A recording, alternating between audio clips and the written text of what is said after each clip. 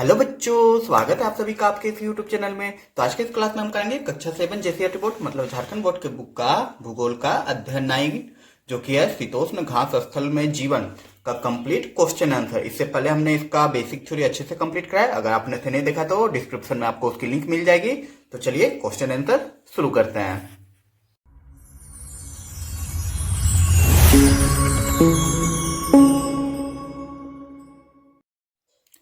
तो बच्चों question number 1 है कि रिक्त स्थानों की पूर्ति कीजिए। तो पहला नंबर है कि डेकेन्सबर्ग पर्वत डैश में स्थित है।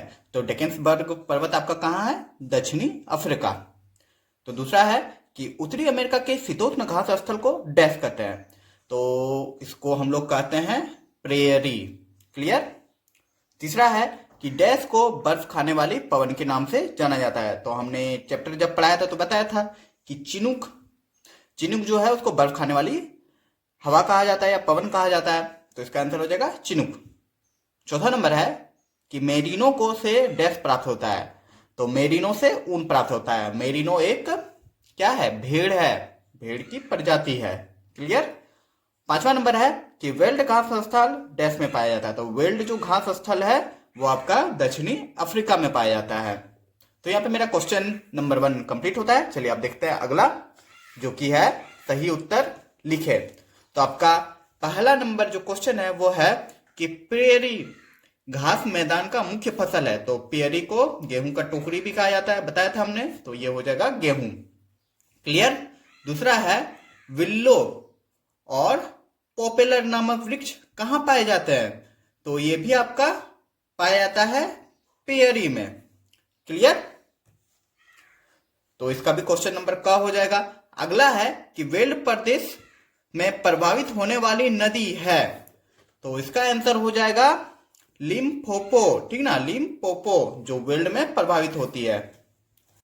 तो अगला क्वेश्चन है बच्चों कि चिनुक हवा प्रभावित होती है। तो चिनुक हवा आपका कहां प्रभावित होती है? वो आपका हो जाएगा उत्तरी अमेरिका। क्लियर कि चिनुक हवा उत्तरी अमेरिका में प्रभावित होती है। तो अब अगला क्वेश्चन है कि निम्नलिखित प्रश्नों का उत्तर एक वाक्य में दे। तो पहला है रेंज क्या है। तो चलिए इसे हम बनाते हैं अपने डिजिटल बोर्ड पे। तो बच्चों ये रहा मेरा डिजिटल बोर्ड। ऐसे क्या चौंक रहे हैं? फिलहाल तो यही मेरा डिजिटल बोर्ड है। अगर आप लोग का सपोर्ट इसी तरह बने रहे तो शायद फ्यूचर में मैं डिजिटल बोर्ड ले सकूं और आप लोग को अच्छे से समझा सकूं जो भी टॉपिक रहेगा। तो चलिए देखते हैं। तो पहला नंबर है कि तीसरा नंबर का पहला है कि रेंज क्या है। ये आपका एक वाक्य में उत्तर देना है। ठीक है। तो रेंज क्या है कि गायों को पालने के लिए विशाल मवेशी फार्म होते हैं जिसे रेंज कहते हैं। इतना लिख देंगे आपका आंसर हो जाएगा। अगला देखते हैं दूसरा नंबर कि गेहूं की टोकरी के नाम से किसे जाना जाता है। तो प्रेयरी को गेहूं की टोकरी के नाम से जाना जाता है। क्लियर। अगला है कि जोहान्सबर्ग किस खनिज के लिए प्रसिद्ध है। तो वो हो जाएगा सोना। ठीक ना। तो जोहान्सबर्ग सोने के लिए प्रसिद्ध है। क्लियर। अगला है कि किम्बरेले किस खनिज के लिए प्रसिद्ध है। तो वो हो जाएगा आपका हीरा। हीरा ही जो खनिज है जो किम्बरेले के खदानों से पाया जाता है। तो सिंपल एक एक वर्ड में हमने लिख दिया है, आपका आंसर हो गया है। ठीक है। तो आप लिख सकते हैं कि किम्बरेले हीरे खनिज के लिए प्रसिद्ध है और जोहान्सबर्ग सोना खनिज के लिए प्रसिद्ध है। ठीक है। चलिए आगे देखते हैं अब। तो अगला क्वेश्चन है कि काउबॉयज क्या है। क्वेश्चन नंबर 5 क्वेश्चन नंबर 3 का। तो फार्म में गायों की देखभाल करने वालों को काउबॉयज कहते हैं। क्लियर। चलिए अब देखते हैं क्वेश्चन नंबर 4। तो क्वेश्चन नंबर 4 है बच्चों कि लघु उत्तरीय प्रश्न। तो लघु उत्तरीय प्रश्न है। तो पहला नंबर है कि वेल्ड प्रदेश में ऊनी उद्योग के विकास के क्या कारण है। तो इसका आंसर हम लोग लिख सकते हैं कि वेल्ड में भेड़ पालन लोगों का मुख्य व्यवसाय है। भेड़ मुख्यतः ऊन के लिए पाली जाती है।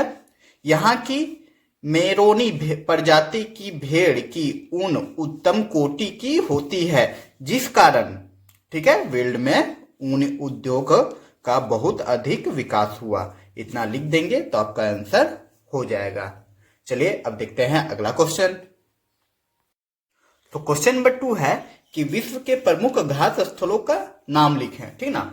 तो इसका आंसर लिख देंगे कि विश्व के प्रमुख घास स्थल डैश दे देंगे।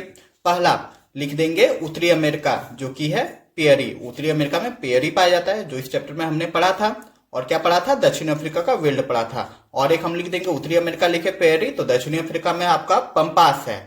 और फिर लिख देंगे दक्षिण अफ्रीका में वेल्ड है। और आगे और भी सारा है, तो आपका देखिए यूरेशिया में स्टेपी है, न्यूजीलैंड में कैंटवारी है, और फिर हंगरी में पुस्तेज है, और ऑस्ट्रेलिया में डाउन्स है। तो ये सारे आपके जो है वो घास स्थल है। ये आपके किताब में भी दिया गया है, चाहे तो आप वहां से देख सकते हैं। तो देखिए ये पेज नंबर 80 में दिया गया है, ठीक ना, शीतोष्ण घास स्थल जो दिया गया है, ये सारा नाम दिया गया, तो वही हमने लिखा है। तो चलिए अब अगला क्वेश्चन देख लेते हैं।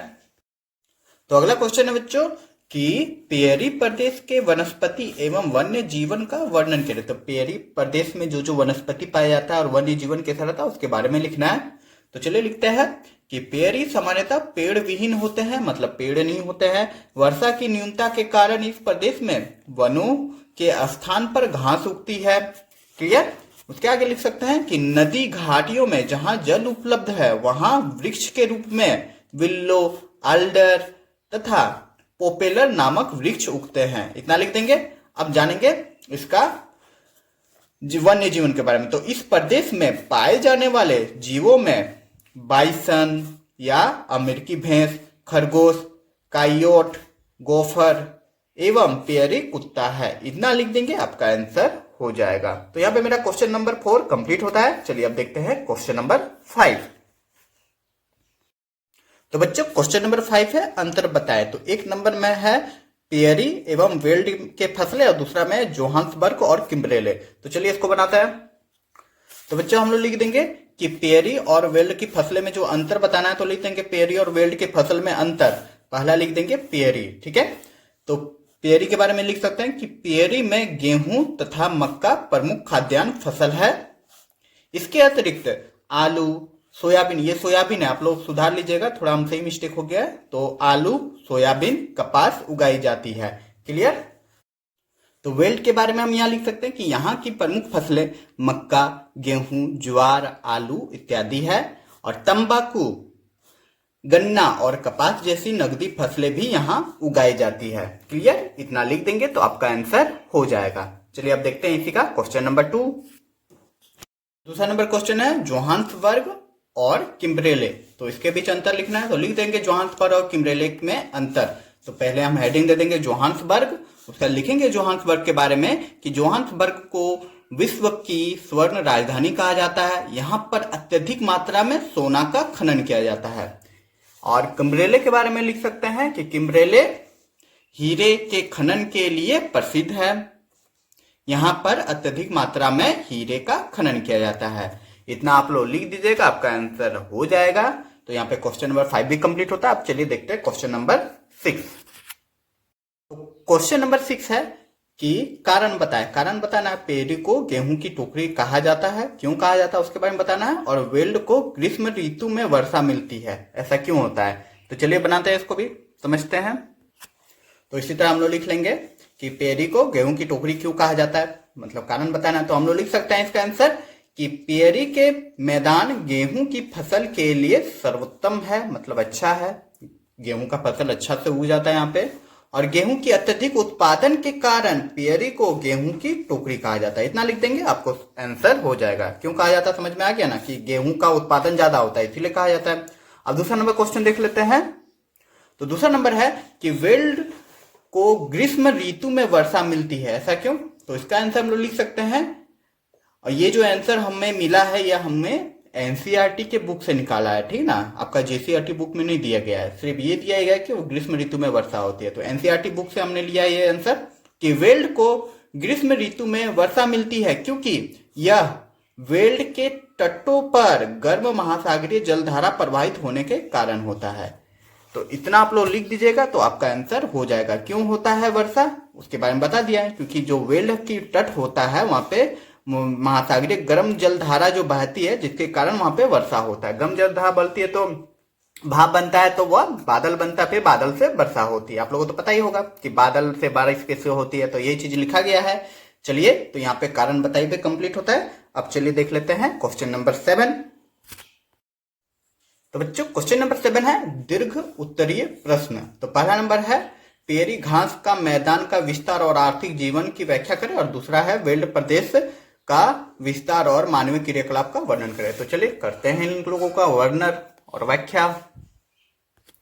तो पहला नंबर क्वेश्चन था क्वेश्चन नंबर 7 का कि पेरी घास स्थल का विस्तार और आर्थिक जीवन की व्याख्या करें। तो पेरी जो घास स्थल है उसका विस्तार कितना दूर तक हुआ है वो लिखना है, और यहाँ का जो आर्थिक जीवन है उसका व्याख्या करना है। तो चलिए लिखते हैं।